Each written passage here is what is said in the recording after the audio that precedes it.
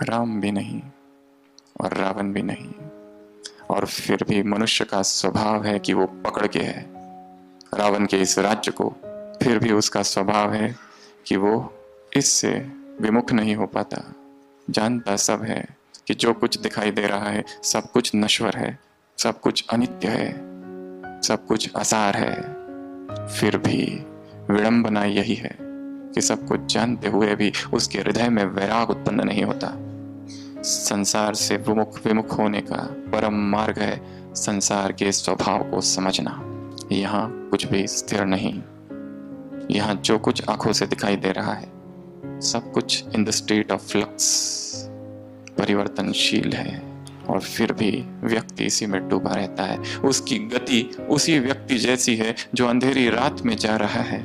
देर हो गई है, गांव पहुंचना है, परंतु शायद गलती से रास्ता भटक गया है और चले जा रहा है।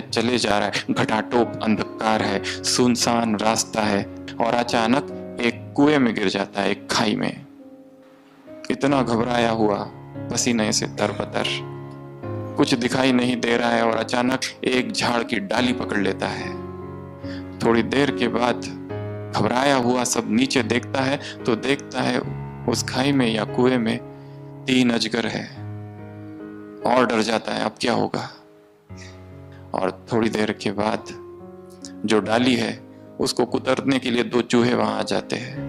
और थोड़ी देर के बाद जब ऐसी उसकी दशा हो जाती है, एक हाथी आ जाता है और हाथी अपनी पीठ से उस झाड़ को हिलाने लगता है। और थोड़ी देर के बाद वो जो झाड़ है वहां मधुमक्खियों का एक छत्ता है और वो मधुमक्खियां उड़ने लगती है। शहद की एक बूंद, फिर एक दूसरी बूंद इसके मुंह में गिरती है और वो मगन हो जाता है क्योंकि इतनी स्वादिष्ट है। दिखाया है शंकर जी और पार्वती जी वहां से जा रहे हैं। पार्वती कहती है कि ये भगत आपका विपदा में है, उसकी मदद की जाए। वो दोनों पहुंचते हैं। शंकर जी कहते हैं मेरा हाथ दे दो, मैं तुम्हें बचाने आया हूं, क्योंकि अब तक तुम ही पुकार रहे थे हे प्रभु मेरी रक्षा करो।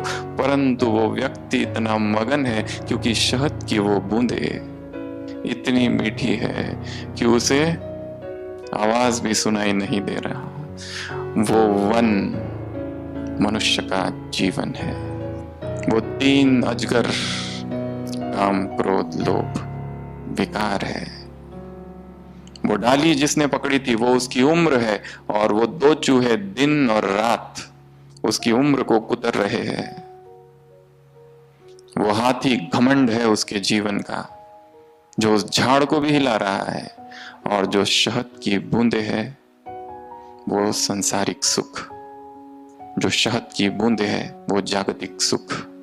भगवान सामने खड़ा है और कहता है मुझे हाथ दे दो, मैं तुम्हें बचाने आया हूं। परंतु व्यक्ति और सांसारिक सुखों में इतना लिप्त है कि उस भगवान की आवाज भी उसे सुनाई नहीं देती। कहीं वो व्यक्ति मैं तो नहीं, छोड़ना नहीं चाहती आत्मा उन भोग को, उस विलासिता के जीवन को। वो त्याग भरा जीवन ले आया है। वो दिखा रहा है कि वो जीवन तुम्हारा है सतयुग का। ऐसे तुम संपूर्ण निर्विकारी थे, ऐसे पवित्र थे। Watch Peace of Mind channel videos on YouTube. Subscribe us on youtube.com/tvpeaceofmind. Just a click for a peaceful life.